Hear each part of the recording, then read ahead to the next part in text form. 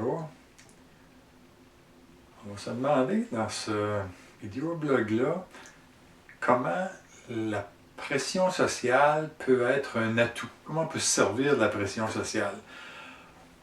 Des fois, on est porté à se dire qu'on a une bonne carapace, qu'on n'est pas influencé par ce que les autres pensent, mais je pense qu'on est mieux d'admettre que oui, on a jusqu'à un certain point, on est influencé par l'opinion des autres.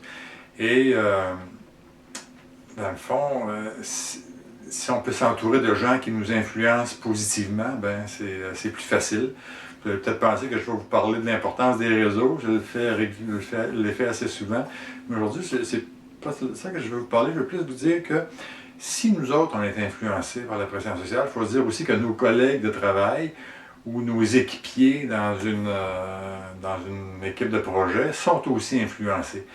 Et on peut essayer de voir comment la pression sociale peut influencer positivement le comportement.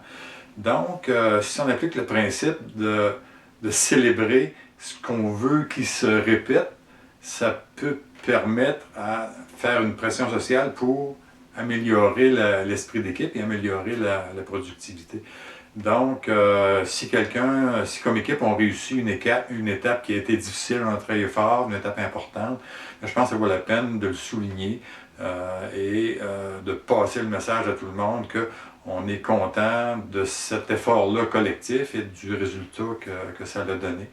Même chose quand un collègue réussit quelque chose de très délicat, de difficile, bien de le féliciter publiquement. Alors là, ça passe aussi le message qu'on est fier, qu'on est content de l'effort qui a été fourni par ce collègue-là. Donc, je pense que cette appréciation-là va être appréciée par la personne à qui on l'adresse et le message devient très, très positif à ce moment-là. Donc, on peut utiliser la pression sociale pour améliorer les comportements. Moi, je trouve ça plus constructif que d'utiliser la pression sociale négativement pour décourager les comportements. On réussit, dans le positif, à avoir un climat de travail qui est plus intéressant, selon moi. Et l'appréciation, bien, ça peut être très simple, là, un merci, un beigne café le matin pour souligner une étape importante qu'on a réussi. Alors, comme on voit, c'est pas nécessaire de payer un voyage dans le sud. L'idée, c'est l'intention qui compte, la sincérité. Donc, c'est plus dans ces ordres de grandeur-là qu'on va trouver le meilleur effet. Je trouve ça intéressant de penser que la pression sociale peut être utilisée positivement.